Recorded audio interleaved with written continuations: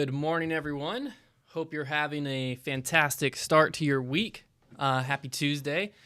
We are back for yet another episode of Coffee Break. I actually forgot to put out the prompt for questions, so we're just going to go straight from the chat this week in regard to questions. So while we wait for some people to join in, let's cover the releases this week.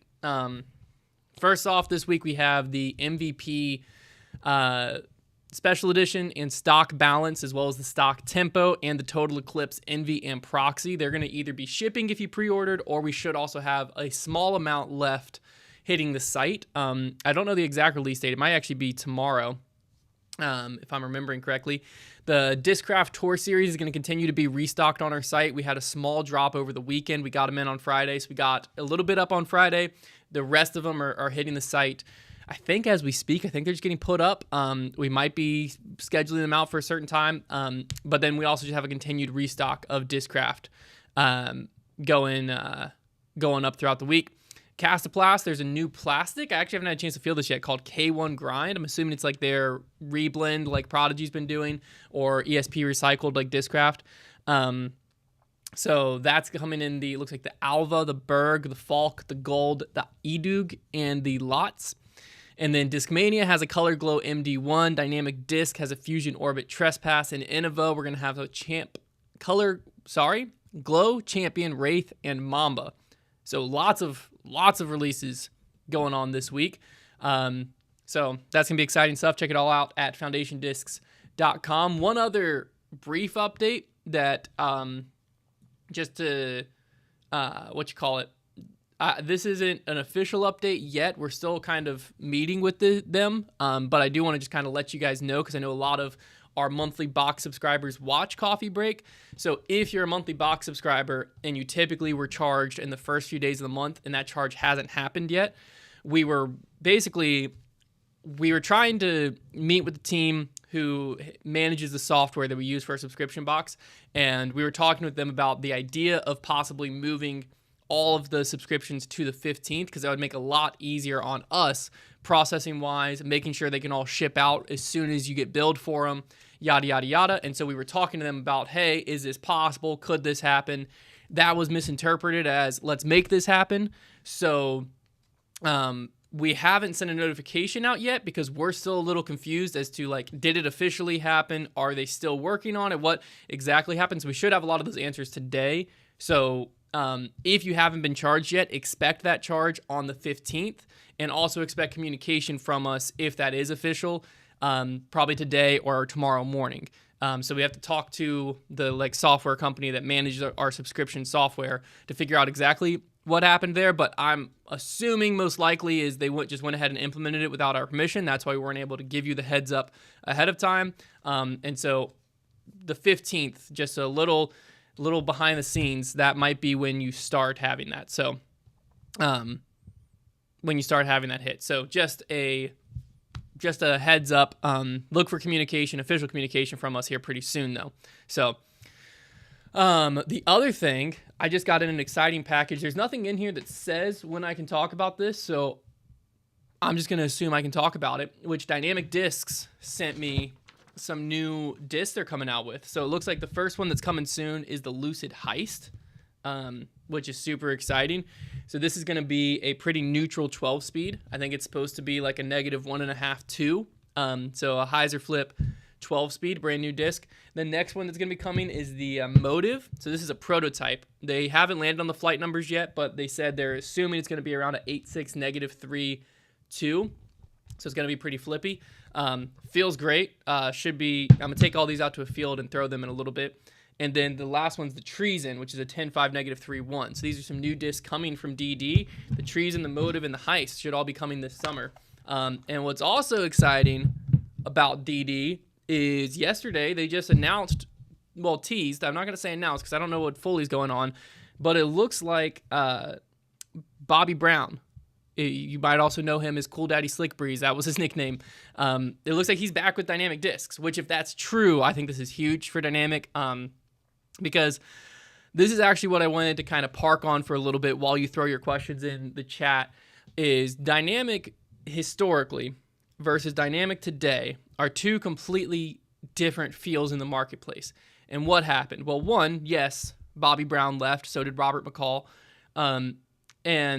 But them leaving, I don't think is what happened. I think what left with them is what happened. Because I think before you had this feeling around Dynamic Discs, this feeling about the brand, that they had a very strong brand identity. You knew who Dynamic was. Everyone who threw Dynamic felt like they were a part of this family. The team all talked about being a part of this family. You knew they just had a very strong brand identity. And to be honest with you, they were like the almost like the everyman's company to a certain extent, because back then they didn't have a super strong pro team. They had Paige Pierce, I think, during this time range, but she actually might have been with Prodigy. This might have been the pre-Paige days.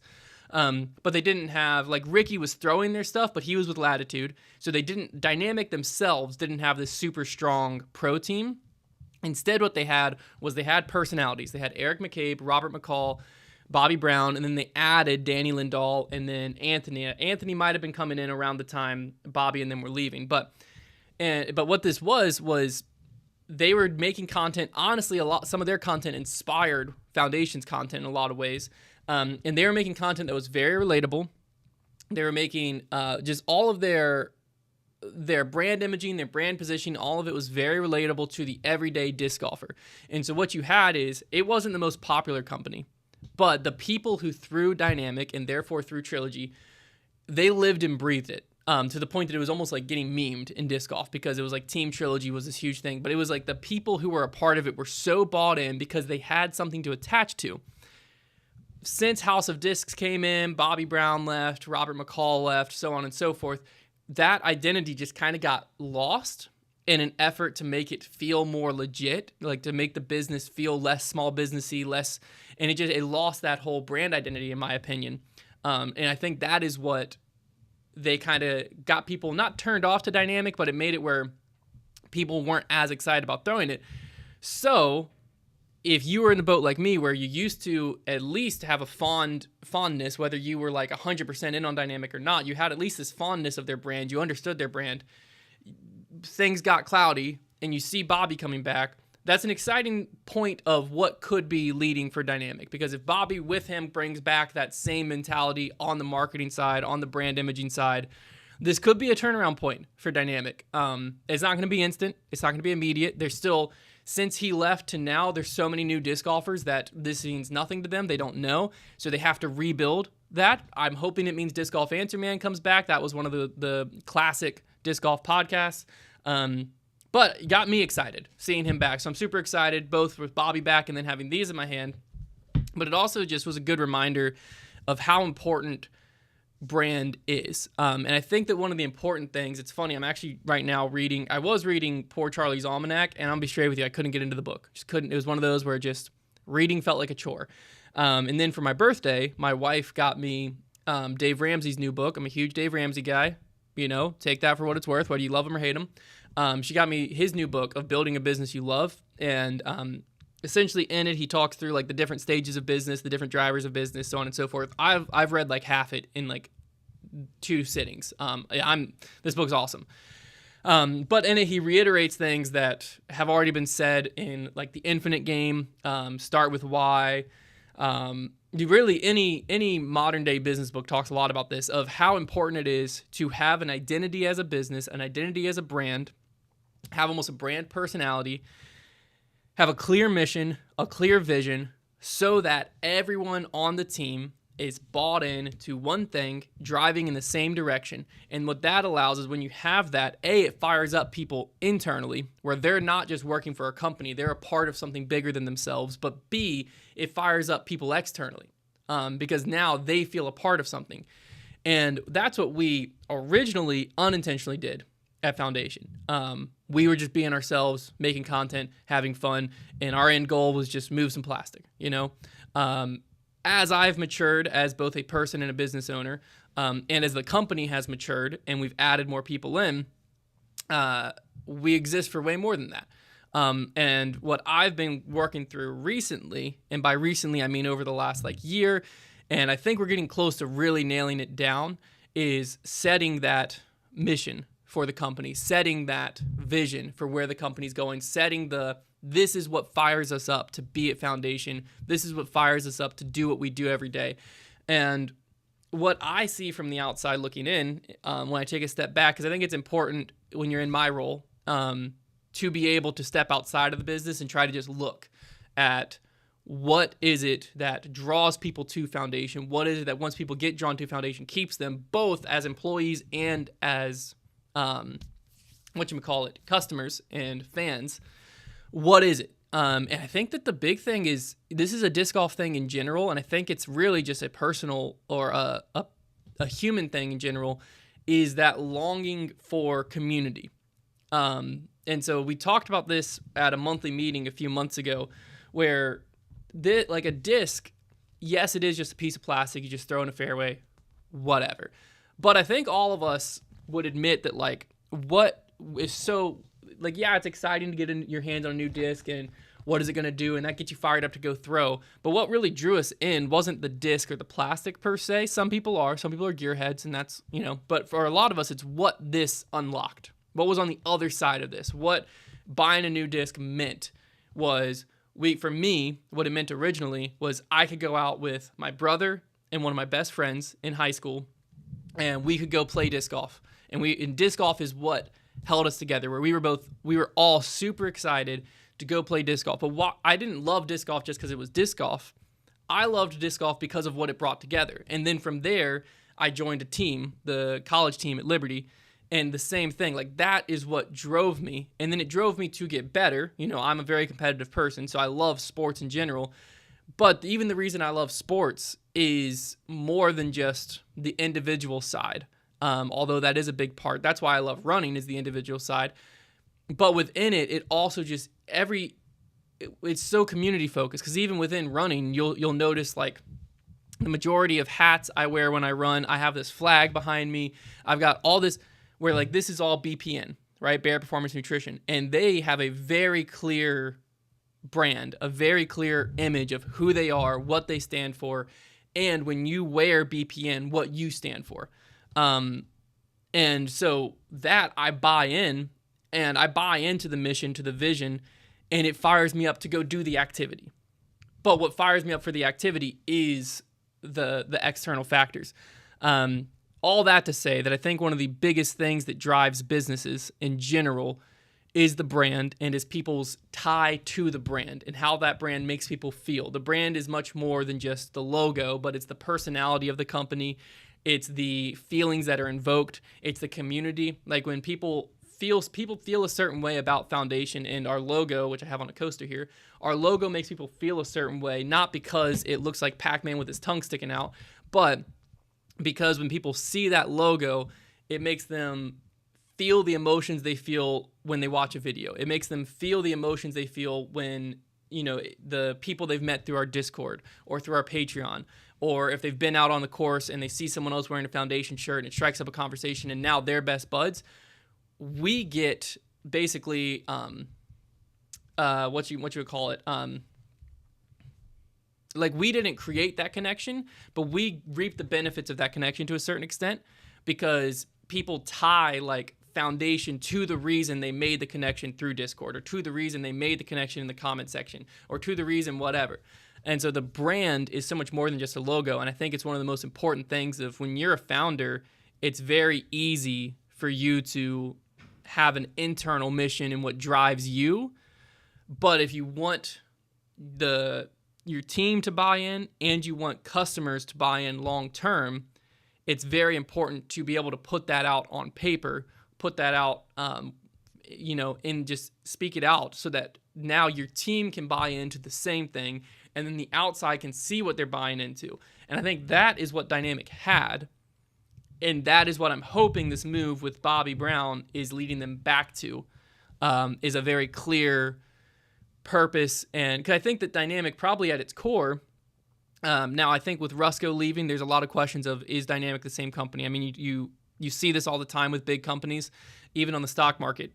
When the founder leaves a company, they a lot of times can quickly get lost if his replacement who comes in doesn't have the same thing, or if he wasn't. That's what is talked about a lot in the Infinite game. If the founder wasn't able to clearly articulate his mission, vision, and values, then the person who takes over might have different mission, vision, and values, and all of a sudden it's not. All of a sudden, the brand that people bought into slowly fizzles away. So again, I don't know if Bobby Brown's officially back with Dynamic. All I know is he posted on his personal Instagram that he resigned from his Tulsa Shields, which is where he was working. And then obviously Dynamic posted the video of the tour series. Really, if they would have just posted the video with the tour series and Eric tripping on the hoverboard, the OGs, we knew exactly what that meant. I was already typing my comment before I saw the little Bobby Brown teaser at the end. As soon as I saw the hoverboard on the bottom, I was like, Bobby's back. You kidding me? And then obviously Bobby popped his head around the corner. So like I said, that means nothing to a lot of people who just got into disc golf. But to those of you who've been around a long time, this could be exciting things. So we'll see. Okay. I froze the Instagram on some comments. So this is going to be from comments from a little bit ago. So I'll get caught up to current and just keep throwing questions in the chat. Both either on YouTube or on Instagram, and I will get to them. I saw a lot of people asking what coffee I'm drinking. I drank coffee this morning, so right now I'm just drinking some Element. Gotta stay hydrated. Not a sponsor, but they were a sponsor of our channel once. Hopefully they come back. But their stuff's awesome. I freaking love it. Seth Peterson said, "Will we see any more Persona discs in the future, like a Trevor Shark?" Yes. So. I'm not going to say yes specifically to Trevor Shark, but yes, we're always the Persona discs or the personality discs that we internally refer to them. You can't force them. If you try to force them, they're not going to be good. A person has to just mesh with the disc, and then something's got to happen that just makes it work. Like Trevor loved the cash, so the Trevor Stop Cash is Trevor Monopoly person. Perfect. I've obviously always loved the Thunderbird. At some point, I think Connor referred to it as the Hunterbird. Boom. Money. Connor Shaman, Conman Shaman. Boom. Connor loved the Big Fish Wizard, so Connor's Big Wizard. Yada, yada, yada. So, yeah, we are always, because I think that is one of our strengths as a company, is we have the personalities to be able to spin off and do these, like, different discs and apparel items and stuff like that with these personalities. So we will always be looking for more. For ways to bring that in. So there will definitely be more in the future. Trevor Shark, TBD, but I think we'd be pretty dumb not to do it. That's all I'm gonna say. Overthrow said Bobby was also in the Clash page selling all of his remaining Clash stuff. Not to backtrack. Okay, all signs point to Bobby's back with DD. So that's very exciting. Sander said, "Hey, man's greeting from Estonia." Greetings, Sander. Hope you're enjoying your break. Are you going to talk through the Kristen scandal as well, or what are your talking points for today if you got any? So I was just talking about the branding at the beginning because I thought that was just something that was exciting. If someone has specific questions on the Kristen thing, I'm more than happy to give my opinion. Obviously, I wasn't there. I was just sitting at home. So I'm more than happy to give my opinion, but I've said everything I wanted to say on Grip Locked yesterday. I'm sure we're going to talk through it on debate night. That'll come out tomorrow, but we film it tonight. I'm sure that's going to be a talking point on there as well. But if there's specific questions that maybe I wasn't clear about something on Grip Locked, or you want to challenge me on something I said, by all means, throw it in the chat. I'm happy to help. Austin Mead said, "How active is Brody on the business side of things in Foundation?" So when he first bought in, years ago, he was extremely, extremely involved in pretty much day-to-day everything. He lived up here at that point.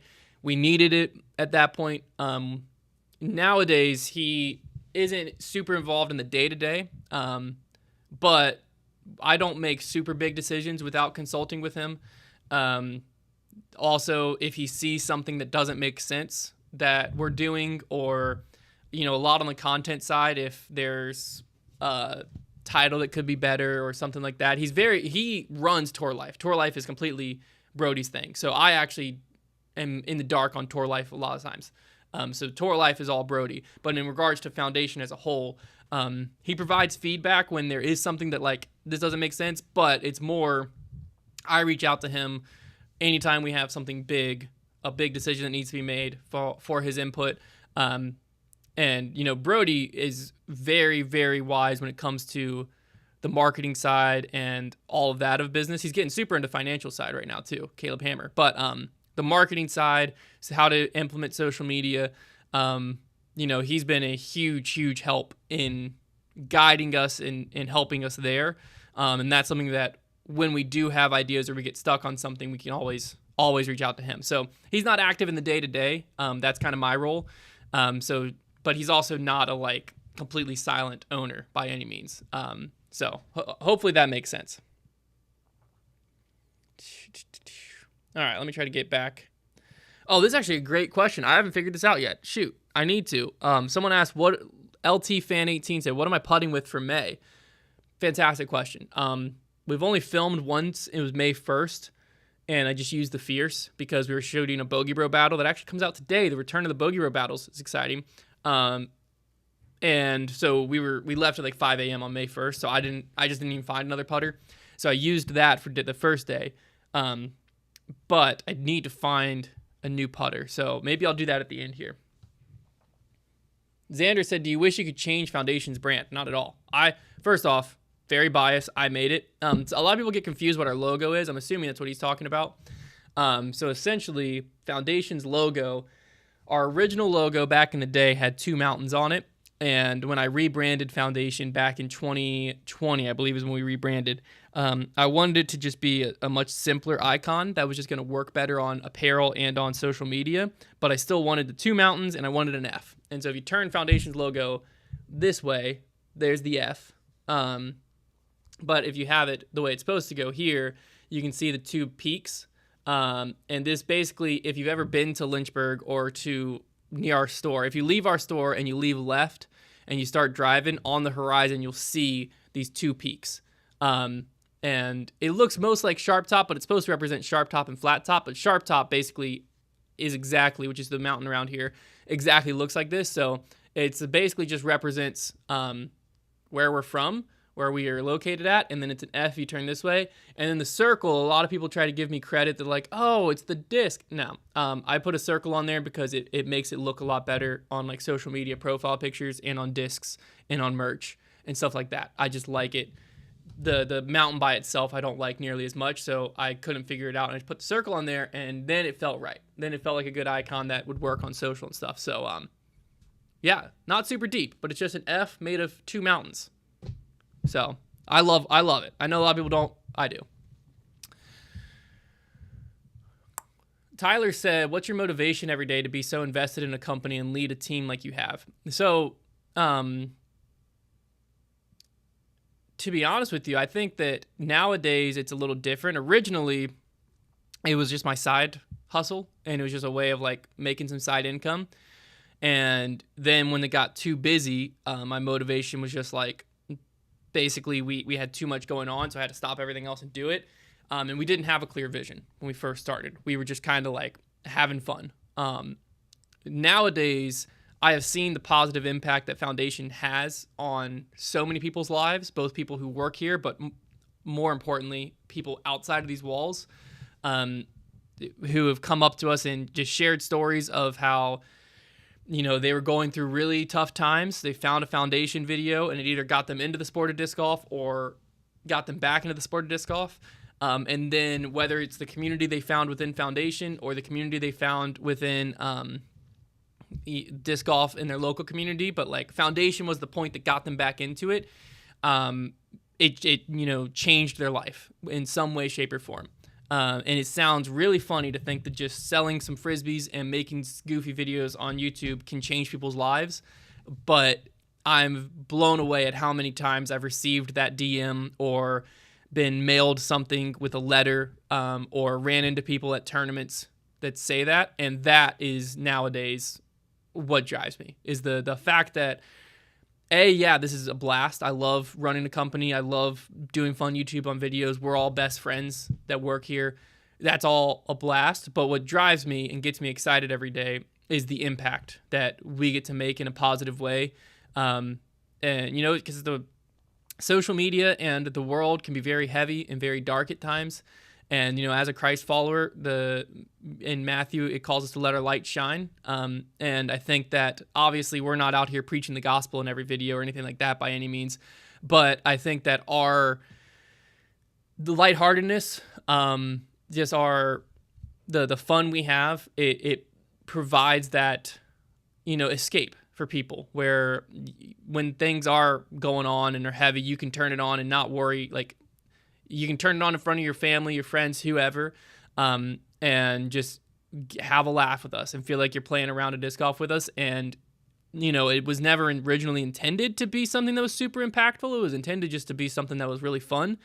And now that I've seen the impact firsthand from people that something so silly can have, that's what drives me. I think that is the coolest thing ever. So, yeah. Let's see if there's any other questions on Instagram. LTFan18 said, do you ever think about growing foundation to the West Coast? So, to be honest with you, we just haven't perfected a retail model yet. I think that we have a lot online. When you're a small business, you just have to measure ROI, right? You only have so much time and resources in a day, and you have to measure what is the biggest return I can get for this. And where we're at right now is basically the time invested into our social media, into our YouTube, into our media company as a whole, and into our online store can give us a much greater ROI than the time, money, and energy invested in a local store. So to be honest with you, we have the Lynchburg store. Yes, it's a great thing for our community, but it was originally kind of like a proof of concept. But what we learned was one of the reasons the Lynchburg store is successful is disc golf tourism. As funny as that sounds, people just come in to see the foundation headquarters and to play the local courses. So that the problem is the successful model here we can't replicate because we're not going to be wherever the other store is. The next closest one would be Dallas. But again, before we invest, I mean, it's $30,000 to $50,000, maybe even more, depending on what all goes into it. But before you invest that type of thing into that, you have to look at if we invested that same amount of money, not to even mention the time and energy, into videos in our online store, the company can grow exponentially more. So have we ever thought about it? Yeah. But not super seriously. It's more of that might be something we eventually get to. All right, let me keep going down. Do you guys plan to do any more videos with college disc golf teams? So all the college disc golf team videos we've done, if I remember correctly, have been at Nationals, and Nationals just hasn't aligned with our schedule again yet. We love promoting college disc golf. I think college disc golf's awesome. It's where we all came from. But I think that we just have to align with we just have to align with the schedule again to be able to get back out there and do some more stuff. So.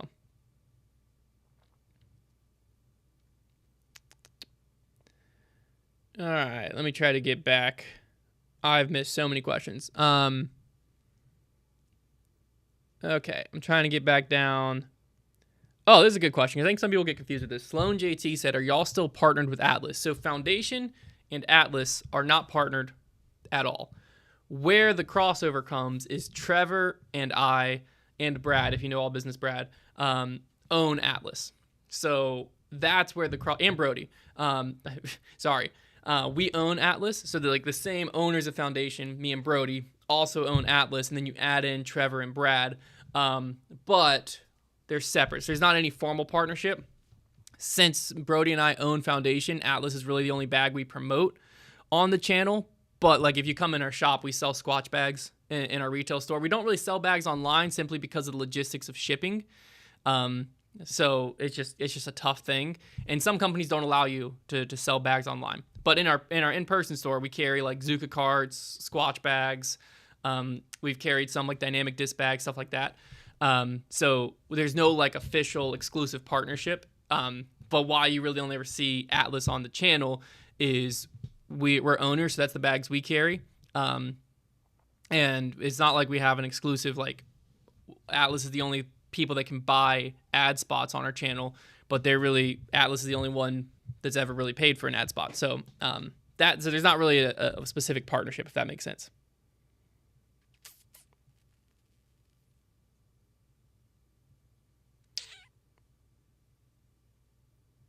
That was a good question from, I believe it's Dylan Lotak. Played with him at Ledgestone an eternity ago. He said, how often do I read God's Word? I would love to say every single morning and never miss, but that's not true. I try my best. My goal is every morning.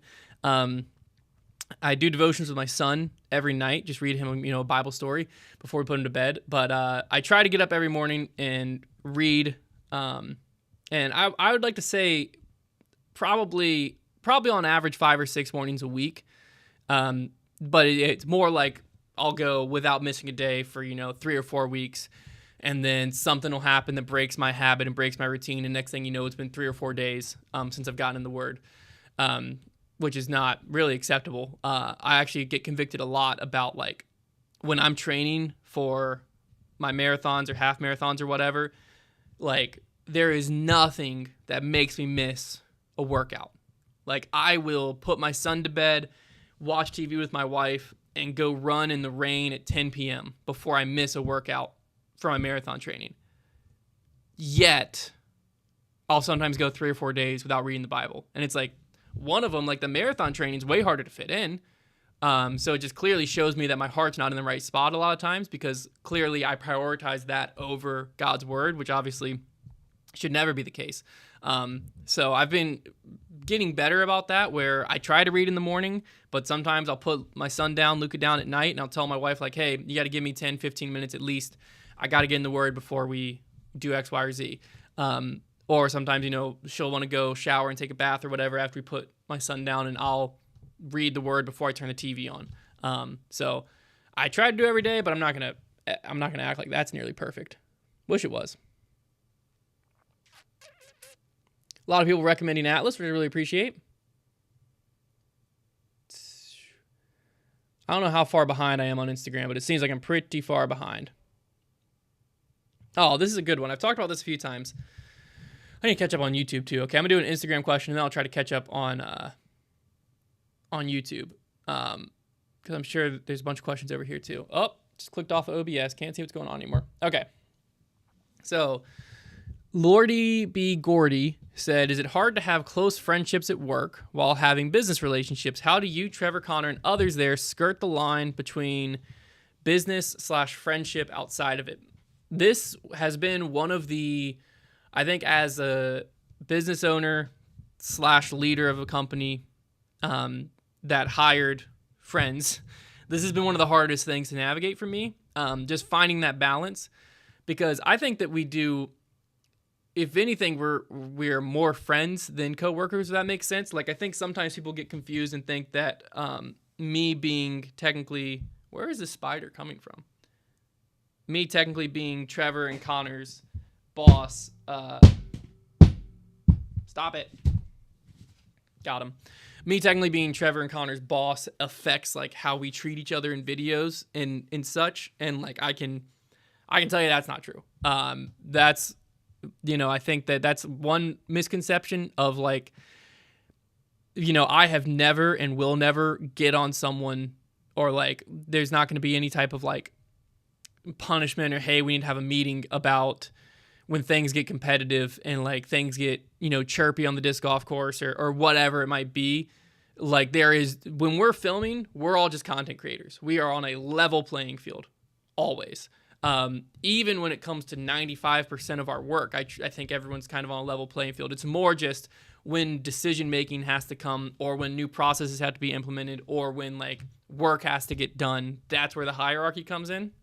But it's a tricky line, because, like, sometimes I think where it's also tricky is, like, we have the media team, which is me, Trevor, Connor, Silas, and I was personally friends with all of them before hiring, at different levels. I think Trevor and I were probably the closest before. Actually, probably me and Silas were the closest before they became members of Foundation. But we all at least had service level friendships outside of work, pre-work.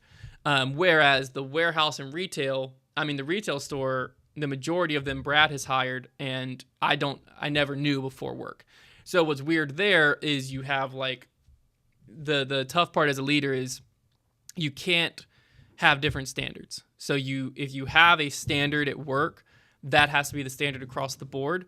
And so that's more been the tough part is like, it's way easier to just be more lenient on someone who's like a really close friend and, you know what's going on in their life, whatever, versus someone who like I only see at work. And most of the time, Brad's the one who works with the retail employees, but still, like, I don't know what's going on outside.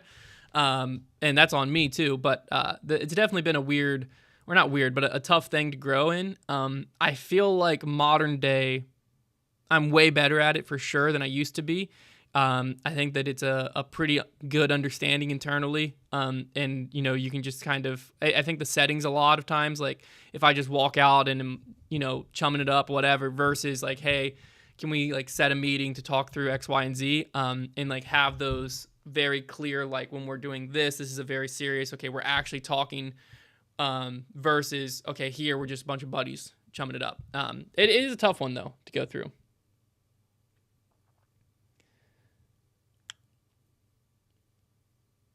Let me see. Let me try to get back down. Okay, let me go.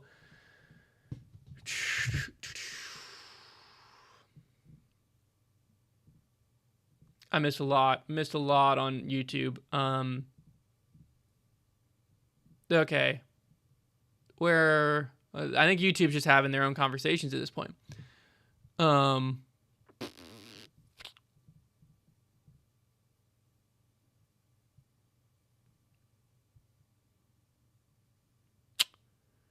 Okay. Completely Discal, completely Corey asked if I've heard anything about changes for 2026 Worlds. I haven't. I have no idea. I have no idea what's going on for Worlds in 2026. Jason Hines asked, how much sleep do you get? I'm a husband, father, missionary, trying to find time for exercise and devotion. Doesn't feel like there's enough time in the day. How do you do it? Well, one key that I have found is to be a business owner so you can set your own schedule. I typically get 6 to 8 hours. I can actually, my watch tracks my sleep, not to flex on anyone, but I wear a watch.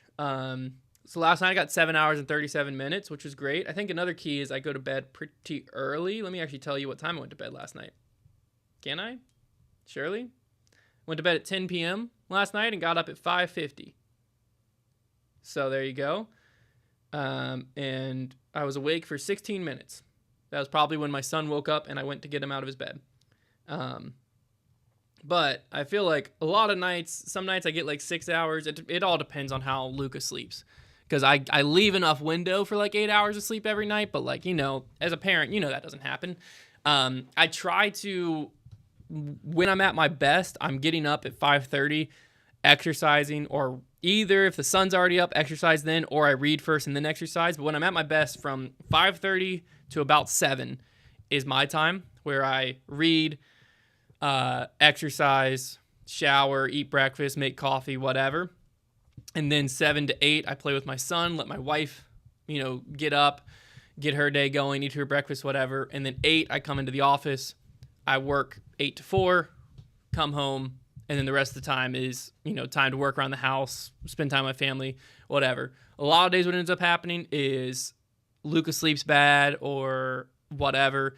And so I get up around 6. I read till like 6:20, 6:30. That's around the time Luca will wake up. I'll get him up, help get him breakfast, spend time with him and my wife until I come into work at 8, work 8 to 11, go for a run from 11 to 12, come back, scarf down my lunch while I keep working from 12 to 4, and then go home. But a lot of lunch break runs are key, or lunch break workouts if you're not a runner. So Kendall said, do you and Trevor have meetings on how to better mesh in podcasts and videos? No. Maybe we should. Trevor and I think that some people,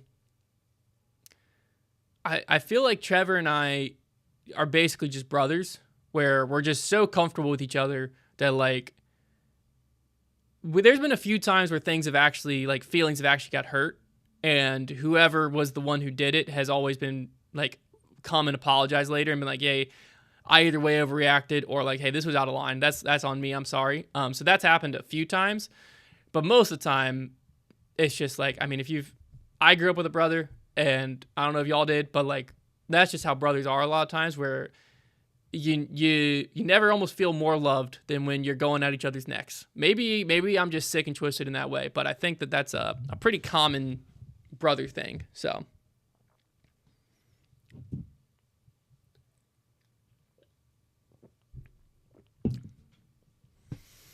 Oh, Jason Basari said, I asked this sometime around the Dude Perfect, but couldn't you call it Brodie Smith Foundation Trick Shots as the channel to get your logo and company more exposure when he goes back on next year? I mean, we could. Foundation has no part of that. We were basically just, Trevor and I were invited to just basically come alongside Brodie. The whole reason Brodie was invited is because of who Brodie Smith is in the trick shot world and his like former collabs with Dude Perfect. So like, I don't even know if they would accept, like, that's really on Dude Perfect. They didn't ask Brodie, what do we call you, or what's your channel name? Like, it was just Brodie Smith.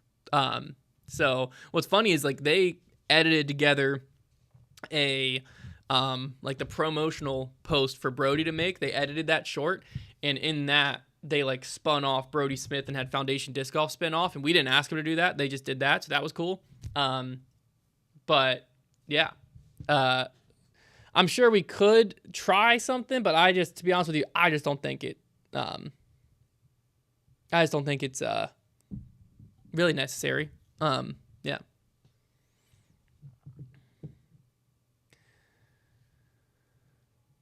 Ooh, Brock Gibbs says, if you're going to Disney for the first time, where's the best place to stay with a 5-year-old? That's, honestly, the person who's going to know that question, the answer to that question is Jason. So if money's no object, then staying on Disney premises is a must. It's way more expensive. I know that. So that's because it just makes life so much easier when you're down there, especially with the 5-year-old. Because like when we went with Luca, staying on premise made it where like we could go back for his nap time. 5-year-olds obviously I don't think have nap times, but still like having quick access to the room and not having to drive and pay for parking and all of that, it's incredible. And if money's really no object, staying at like the Contemporary, or I think the Grand Floridian's right there, like one of those that's like at Magic Kingdom, that's also awesome because most of the time you end up at Magic Kingdom at some point during the day. So that being where your hotel is, like you can always start at Magic Kingdom. You have the monorail right there to get you over to Epcot if you want it. But staying on premises, we typically stay at Port Orleans Riverside, which is it's kind of a middle of the road as far as expense goes on Disney resorts. But what's nice about it is it's a Disney hotel. You have the buses that will take you to whatever park you want, all from right up front, and it just makes life super easy. There's a nice breakfast spot to eat there every morning. You can take the boat over to Disney Springs from Port Orleans Riverside, and yeah, it's great. So what we do is we just book. I don't know if Disney's brought their transportation back. When we went on our honeymoon, Disney had their own transportation. Nowadays, it's like Sunshine Tours or something. But basically, they'll pick you up from the airport, take you straight to your hotel, pick you up from your hotel, take you straight back to the airport. So once you book everything, you show up and everything's taken care of for you, and it is the most stress-free thing of all time. It's awesome. But yeah, I've also stayed off and driven in, and you can typically park and you can still use the shuttles to go place to place. You just have to come back to a park. It's not the end of the world, but yeah. All right, let me get caught back up on Instagram here as well, and then we're going to wrap this thing up here pretty soon.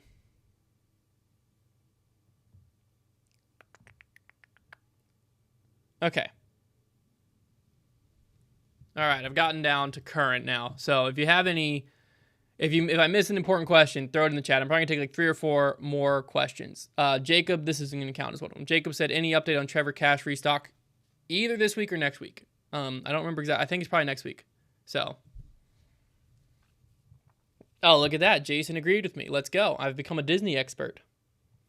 You know it's good when you give a Disney answer and Jason agrees. That means you gave the right answer.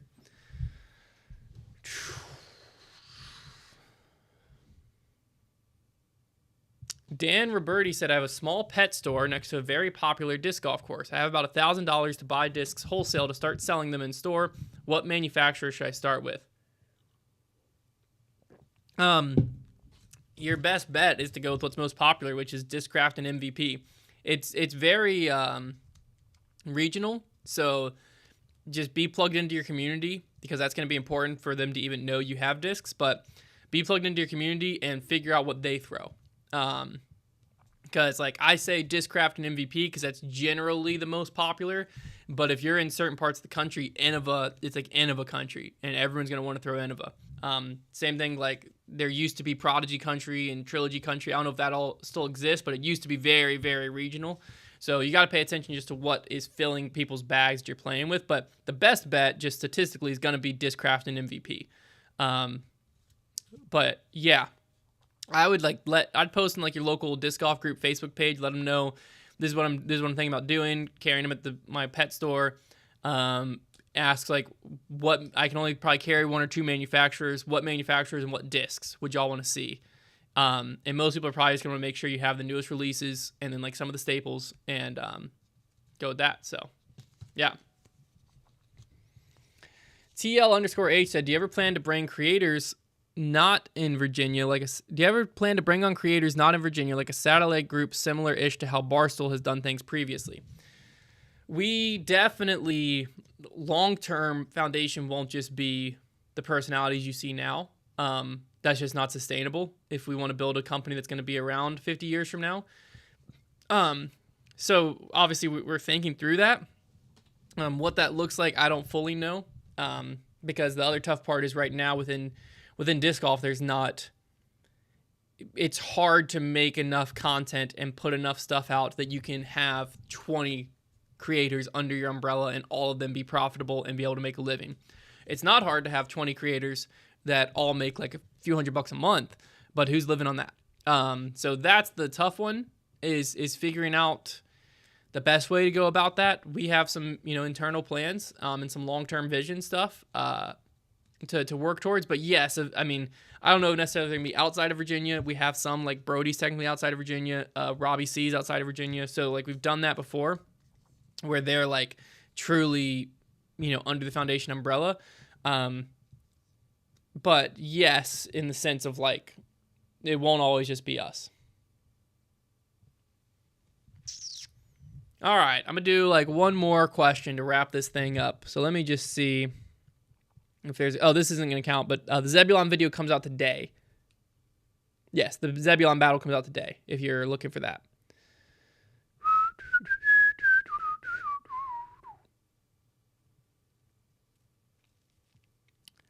Okay.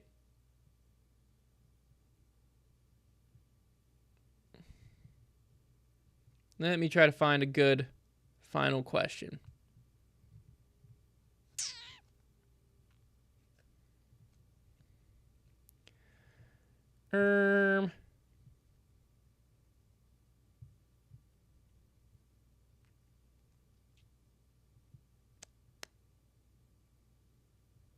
We get this one quite a bit, which is this is from Seth Peterson this time. Will we ever see sanctioned events on the channel? The people would love to see y'all compete against others in a tournament series. Someone else also asked, do we ever play tournaments?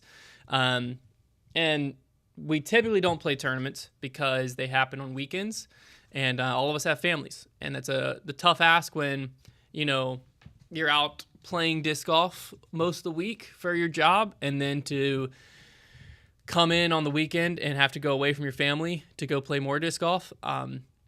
That's a little bit of a tough ask. We also aren't really at least for me, I'm not really in tournament shape in regards to my game. I don't practice at the level I would like to if I was going to play tournaments. So do we ever play tournaments? No, a lot of our employees do. People in different life stages. I used to play a lot of tournaments. I think at one point I played 20 something in a year, not to mention weeklies and all of that, but modern day I don't. Will you ever see that type of content? I could see us doing it. Trevor's done it for his personal channel before. I could see us, doing it. I think we've filmed flex starts for our Patreon before, stuff like that. I could see that being something. But the other tough part is you have to be careful when you're filming content at a tournament you obviously can't distract from the tournament because you filming is not the most important thing going on there that day. So when we've done it before, what we did was we just had a cameraman, filmed all of our shots, and then we just did commentary over it, not because it made it more official, but because that way we didn't have the like talking to the camera like pre-shot and stuff like that, because if you are one of the other people on the card, you can see where that would get very annoying.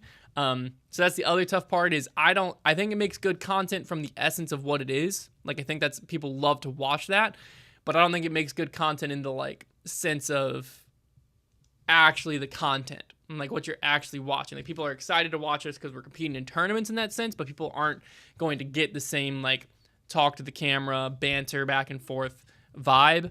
So that's the other tough part. So all right, that's going to wrap it up. I appreciate all of you. Check out foundationdisc.com for all the fun releases going on this week.